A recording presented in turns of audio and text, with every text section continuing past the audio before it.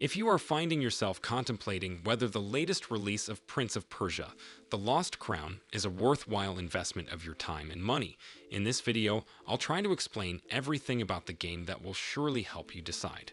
The Lost Crown represents itself in a side-scrolling Metroidvania format, giving you the role of Sargon, a young Persian warrior member of an elite group of warriors called the Immortals.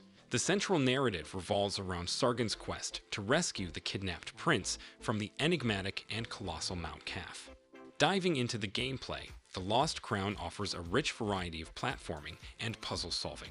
The combat dynamics strike a delicate balance between difficulty and reward, demanding you to master Sargon's diverse abilities.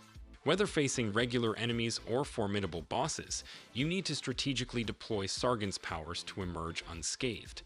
While some combat abilities might seem less impactful, the overall engagement factor remains high. The platforming and puzzle-solving elements contribute significantly to the overall experience. The Metroidvania design introduces a sprawling map, encouraging exploration. As you navigate through Mount Qaf, they encounter a blend of combat scenarios, challenging platforming sections, and intricate puzzles. The combat is fast-paced and will easily get you invested with all the acrobat skills the character shows. Overall, gameplay is the main part of the game in every instance.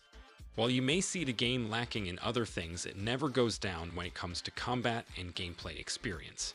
Another important question before buying the game may be the duration of the overall game.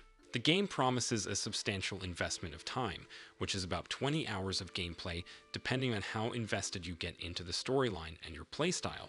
The duration also extends further based on the amount of side content explored before confronting the final boss. While the game lacks specific post-game content, the opportunity to revisit Mount Qaf after defeating the final boss allows you to wrap up any missed elements. But this is where the game gets a little down. While you can replay the game after you've completed it fully, but I'm not sure if you'll feel it the same way as you did for the first time, and it usually starts getting boring when you go through the whole game again.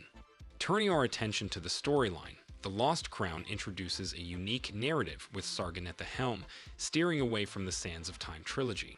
The initial intrigue and time-bending mystery, however, give way to a predictable plot that fails to explore its potential fully. The narrative's impact is further hindered by acting and cutscenes with a cheap appearance.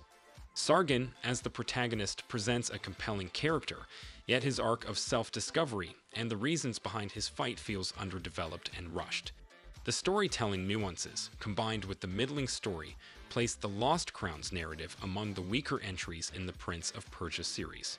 The story is pretty straightforward without much twists and turns, but the historical references and the details are on point for almost the whole game. While this may not seem like a much important factor in the initial hours of the gameplay, it comes out to be extremely engaging as the game progresses. Graphically, The Lost Crown adopts a cartoony art style that excels in stylish cutscenes, but might elicit mixed reactions during actual gameplay. While the game doesn't suffer from poor visuals, some you may perceive certain elements as dated or generic, despite the stylized art direction. For many of you, the game may seem like old and tedious, but as I said till now that the game's main selling point is the gameplay mechanics and the overall gameplay experience. But still, it's better for you to go through a couple of gameplay videos before buying so that you can be sure enough. The Metroidvania map design stands out as one of the Lost Crown's strengths and, more importantly, as the core of the overall game's selling point. The expansive Mount Qaf is filled with secret rooms and hidden areas, enticing you to explore different areas for different items. However, this grandeur introduces the inevitability of backtracking, a common aspect of the genre. The initial stages of the game make backtracking a cumbersome task, only alleviated after discovering fast travel points. Certain areas in the game, while adhering to the genre's expectations, prove more tedious than enjoyable to explore. Things feel repetitive for a while, especially when there isn't much combat. Despite this, the introduction of a valuable quality of life feature, known as memory shards, enhances the exploration experience. These shards mark the map and take snapshots of the immediate area, aiding you in planning your return journeys and determining whether backtracking is truly worthwhile. Boss fights in The Lost Crown emerge as some of the most memorable and exhilarating moments in the game. Overcoming these bosses seems quite rewarding, and you can forget all the game's flaw at this moment, but the only problem lies in the repetition of some bosses, which can potentially dilute the overall excitement. But seeing it in abroad, you may hardly feel that the boss fights are boring, as the game gets you invested into its combat mechanics, though the same can't be said for the storyline.